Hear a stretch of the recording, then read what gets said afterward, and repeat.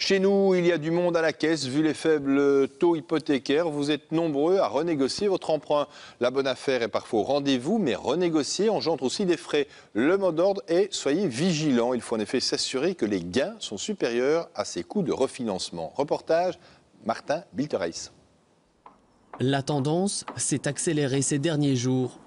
Avec des taux d'emprunt hypothécaires qui atteignent des niveaux historiquement bas, renégocier son crédit pour grignoter quelques euros résonne comme une évidence. Olivier Plétin a passé le cap la semaine dernière. Après discussion avec son banquier, son taux est passé de 4,95% à 2,86%. À la clé, des économies substantielles. Ce qui a changé, ce sont deux choses. C'est d'abord la mensualité. Celle-ci a baissé d'à peu près 26 euros.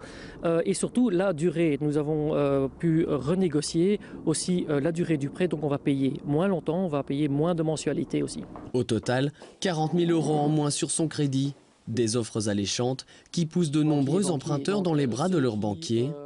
Ici, 2/3 des rendez-vous concernent les demandes pour obtenir des meilleurs taux. Mais attention, un cas n'est pas l'autre. Tous les refinancements ne sont pas forcément intéressants. Si vous avez un montant de crédit important, un exemple 500 000 euros, et que la durée restante est très importante, imaginons 27 ans, une faible modification du taux pourrait donner de grands effets.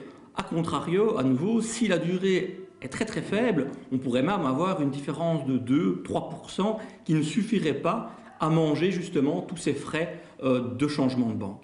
Mieux vaut d'abord traiter avec son banquier et faire jouer la concurrence, car changer d'institution entraîne forcément plus de coûts. On rompt le contrat de crédit hypothécaire, on le rembourse de manière anticipative, et auquel cas le prêteur s'attend des indemnités qui sont égales à 3 mois d'intérêt. L'indemnité d'emploi est de 1 500 euros.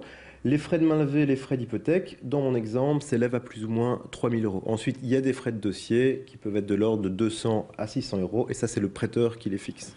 Ainsi, pour un emprunt de 250 000 euros, ces frais peuvent s'élever à 9 000 euros.